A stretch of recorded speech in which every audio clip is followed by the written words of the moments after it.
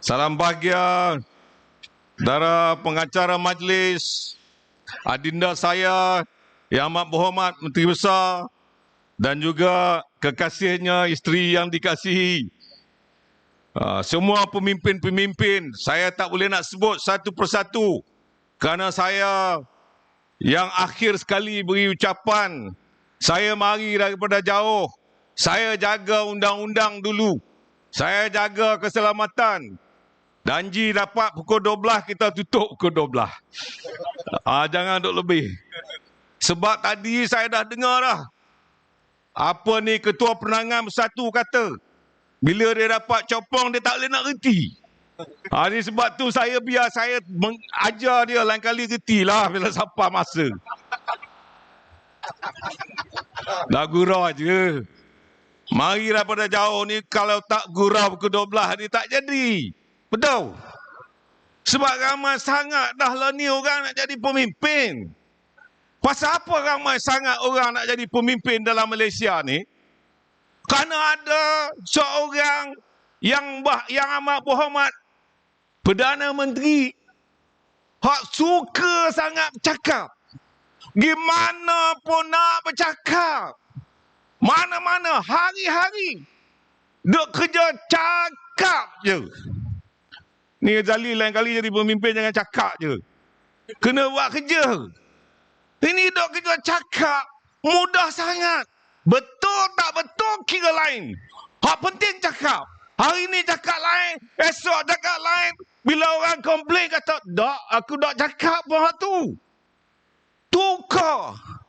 Waktu tadi saya tanya, saya bisik dengan adinda saya. Apa polisi hak boleh tukar-tukar ni? Kalau di sana, orang panggil flip-flop.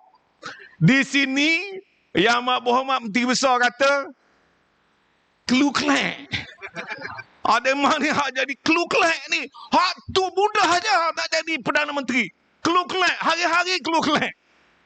Kalau gitulah caranya nak jadi Yang Amat Berhormat Yang Amat Berhormat Perdana Menteri, saya nak maklumkan kepada Malaysia hari ini, rakyat Malaysia, bahawa inilah yang akan menyebabkan investor, pelabur lari daripada negara ni.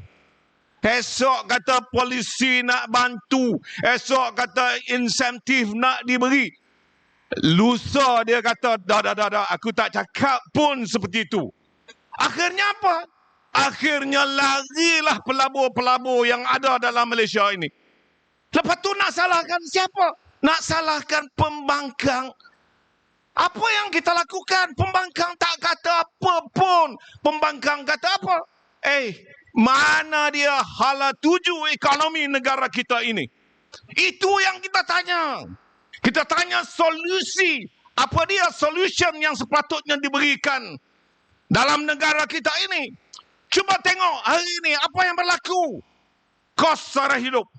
Apa yang berlaku kepada kita semua adalah masalah yang sekarang ini dihadapi oleh rakyat Malaysia. Carilah solution. Turunkan harga barang. Cari, naikkan pendapatan rakyat. Sebab apa? Kuasa membeli itu sudah pun tidak ada lagi di kalangan rakyat. Bantulah mereka. Nak turun harga daging sebagai contoh, bukan naik lembu. Kalau naik lembu 10 kali pun harga daging masih lagi macam tu.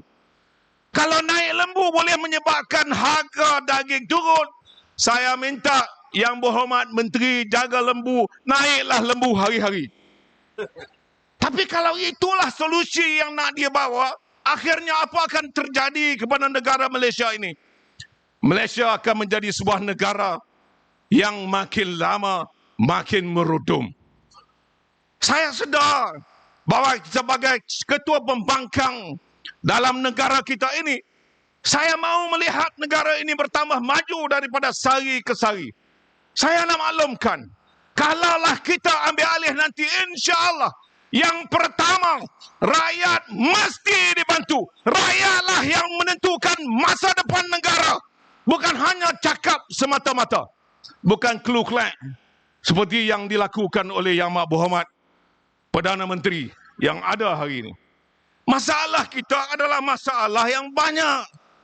Kalau saya nak kata pasal Ku Klux, banyak lagi perkara-perkara pembohongan, perkara-perkara fitnah yang dilakukan, penipu, sehinggakan hari ini sudah ramai di kalangan rakyat yang panggil mereka ini sebagai pembohong. Sudah ramai di kalangan rakyat yang memanggil mereka sebagai penipu. Jangan sampai tidak ada lagi orang yang mempercayai kamu sebagai pemimpin negara kita ini. Saudara, tuan-tuan dan puan-puan yang saya hormati sekalian, ekonomi negara ini harus dijaga dengan baik, diuruskan dengan baik. Tapi masalah yang ada hari ini adalah kerana mereka tak tahu pun, tidak tahu hala tuju bagaimana nak menentukan pendapatan negara lebih besar. Nak menentukan ada pertumbuhan ekonomi yang lebih baik. Maka sebab itu, masalahnya bertambah teruk daripada sehari ke sehari. Saudara, saya melihat kategori rakyat yang ada dalam negara kita ini begitu ramai, banyak sekali kategorinya. Tapi yang penting kepada kita adalah supaya kita berikan bantuan kepada yang perlu. Kepada mereka yang memerlukan bantuan, kita bagi. Kalau dia petani, perlukan bantuan, beri kepada petani. Kalau dia merupakan peniaga, perlukan bantuan, berikan kepada peniaga. Kalau dia rakyat miskin, perlukan bantuan, berikan seperti apa yang Yang Amat Berhormat Menteri Besar Terengganu telah lakukan selama mana dia memegang jawatan sebagai Menteri Besar Terengganu. Takbir! Itu yang telah pun dibuktikan. Kerana tanggungjawab itu adalah amanah yang telah diberikan kepada kita. Allah SWT berikan tanggungjawab itu kerana mereka Allah tahu bahawa Yang Amat Berhormat Menteri Besar ini adalah seseorang yang tahu bagaimana nak menguruskan negerinya. Bagaimana untuk menunjukkan keadilan yang akan diberikan kepada kita semua. Tapi kalau nak bantu, kalau orang tu nak jadi pelakon, bantulah. Biar dia jadi pelakon. Jangan kau pun sama nak jadi pelakon. Ini masalahnya. Orang nak jadi pelakon, dia nak jadi pelakon. Orang buat cerita wayang, dia pun nak cerita wayang. Akhirnya seperti apa yang adinda saya, Saifuddin Brother Abdullah cakap tadi. Untold story akhirnya menjadi unsold story. Inilah apa yang berlaku. Kalau kita janji, kita tunaikan janji kita. Kalau kita tahu bagaimana nak menguruskan negara ini, kita tunaikan secara apa yang telah pun kita janjikan. Janganlah mungkir janji. Karena saya nak sebut, ada satu surah Allah berfirman dalam surah An-Nisa ayat 142. Sesungguhnya orang munafik itu melakukan tipu daya. Dan Allah pula tetap membalas tipu daya mereka. Mereka pula apabila berdiri hendak sembahyang, mereka berdiri dengan malas. Mereka riak, memperlihatkan sembahyangnya kepada manusia supaya disangka mereka orang beriman. Dan mereka tidak mengingati Allah, melainkan hanya sedikit sekali. Jadi sebab itulah yang saya nak maksudkan hari ini. Jangan semata-mata berlakon. Amanah yang telah pun dipertanggungjawabkan, gunakanlah tanggungjawab itu. Berikanlah, bantulah, cari solution. Cari. Kita mesti menjaga negara ini dengan begitu baik sekali. Bukan hanya bercakap hari-hari. Tak pernah ada seorang Perdana Menteri yang menjadi juru cakap kepada kabinet. Hari-hari, tiap-tiap kali ada mesyuarat kabinet, dia yang menjadi spokesman. Dia yang menjadi juru cakap kepada seluruh kerajaan. Apa nak jadi? Sehingga kan tak ada masa nak exercise. Yang ada hanyalah berlari-lari dalam parlimen. Nak menunjukkan dia exercise hari-hari. Itu bukan caranya. Sebagai Perdana Menteri kena tahu tanggungjawab anda jaga masa. Tak payah nak berlari. Pukul berapa harus sampai, kena sampai.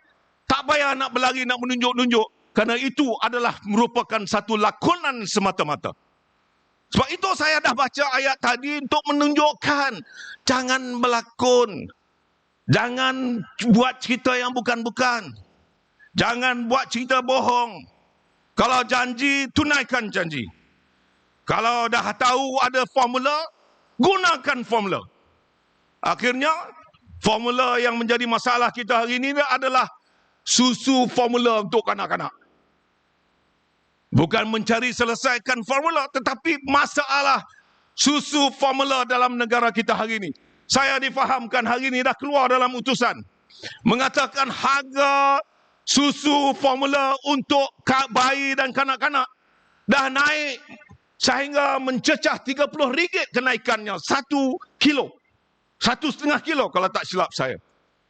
Kalau dah naik begitu, kalau 1,5 kilo atau 1 botol itu dibelikan, 1 tin itu dibeli untuk 1 minggu, sebulan 4 tin harganya naik sehingga RM120. Cuba kita tengok kepada mereka yang susah, kepada mereka yang ada anak ramai, kepada mereka yang perlukan bantuan. Yang amat berhormat Perdana Menteri, saya peringatkan, ini adalah amanah yang Allah berikan. Carilah penyelesaian. Kalau engkau tak reti bagaimana nak menyelesaikan masalah ini, rakyat yang akan turunkan engkau untuk mencari pemimpin yang baru dalam negara kita ini. Takbir! InsyaAllah kita akan buktikan dalam pilihan raya negeri-negeri ini. Ini akan menjadi referendum kepada rakyat, melalui rakyat. Bagi tahu kepada pemimpin negara kita hari ini. Melalui pilihan raya inilah yang akan kita buktikan sebagai referendum. Bahawa kita semua tidak setuju dengan cara pengurusan yang dilakukan oleh mereka. Saya yakin sebagai Setiausaha Agong Perikatan Nasional, saya yakin pilihan raya negeri yang akan diadakan tidak lama lagi, insya-Allah rakyat akan bersama kita dan kita akan menang besar dalam pilihan raya ini nanti. Takbir! Inilah dia, masa pun dah tak ada. Itu baru buka mukadimah. Dah nak kena berhenti. Akhirnya apa jadi? Presiden UMNO kata kita mengkarung politik. Saya baru nak jawab sikit. Itu baru cerita bangga tentang janji, tentang nak jaga maruah negara. Tak sempat saya nak bagi tadang dah. Dodang dah. Silap. Saya orang Perak mana reti. Isteri saya, tok tua saya, pak mertua saya, orang Terengganu. Tengok muka tu. Muka orang Terengganu tu. Itu isteri saya. Saya orang Perak. Dodang. Jadi, saya nak peringatkan. Saya nak menjawab satu soal, satu isu saja. Zahid Hamidi, Presiden UMNO, yang duduk sebelah Perdana Menteri, yang selalu kata, saya sebagai Perdana Menteri akan tentukan sesiapa saja yang melakukan kesalahan, akan kita tentukan mereka dibawa menghadap mahkamah untuk mahkamah menentukan kedudukannya. Hari-hari cerita benda yang sama. Sebelah kanan dia tak pernah tengok. Tengoklah sikit. Kanan kau tu siapa? Kalau orang yang duduk sebelah kanan tu pergi mahkamah hari-hari turun naik. Masa dia duduk kat sebelah tu, jangan ceritalah bab tu. Sebab kadang-kadang saya tengok dia cerita bab korak. Orang yang di sebelah kanan dia tunduk je. Moyok. Kesian. Hari ini bila berucap dalam Perhimpunan UMNO, Mesyuarat Agung UMNO, dia kata apa?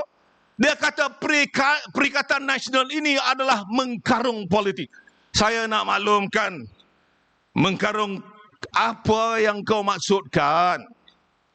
Kami ini adalah satu-satunya kumpulan yang berprinsip, tidak akan melanggar prinsip. Kita tentukan sesiapa saja yang mau menjatuhkan agama kita, yang memperkotak-katikkan agama kita, akan kita lawan sehingga akhir hayat kita nanti. InsyaAllah. Takbir. Kau tidak. Kau dah tak ada prinsip lagi.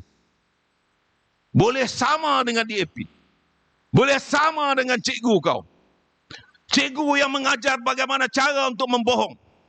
Cikgu yang mengajar bagaimana untuk mengkhianati bangsa perjuangan parti kau sendiri. Kalau sudah berani mengkhianati perjuangan parti kau sendiri, engkau tidak berguna langsung kepada agama, bangsa dan negara. Kepada ahli-ahli UMNO yang dengar ucapan saya ini, sudahlah tu. Pemuda UMNO minta supaya DAP mohon maaf. Presiden kata tak payah. Kerana cikgunya kata tak payah. Dalam ucapan Perhimpunan Agung, dia kata apa? Dia kata perjanjian kita dengan DAP adalah merupakan janji Hudaibiyah. Perjanjian Hudaibiyah. Oh. Apa dia? Pala otak. Bukan saya cakap ni. Haji tu. Oh, pakai kepiah dia cakap. Saya ikut je. Saya tak pakai. Saya ketua pembangkang tak pakai ayat tu. Tapi dah haji cakap benda tu, saya ikut je. Saya pemimpin ketua pembangkang, hak jadi ketua dan juga ikut rakyat. Hudaibiyah ni perjanjian masa Rasulullah buat, umat Islam kuat. Sebab itu boleh buat perjanjian. Engkau buat perjanjian masa engkau lemah. UMNO ada 26 kerusi saja daripada 222 dalam parlimen. Perjanjian Hudaibiyah apa ni? Dan kita nak peringatkan kepada ahli-ahli UMNO, sudahlah. Jangan tertipu lagi. Cukuplah. Marilah bersama dalam perjuangan bersama kami, pemimpin-pemimpin Perikatan Nasional, penyokong-penyokong Perikatan Nasional, demi untuk masa depan agama, bangsa dan negara kita semua. InsyaAllah perjuangan inilah yang akan menentukan masa depan kita bersama. Marilah sekali lagi tunjuk dan buktikan kebenaran itu adalah di bawah perjuangan panji-panji Perikatan Nasional. Takbir! Terima kasih banyak. Assalamualaikum warahmatullahi wabarakatuh.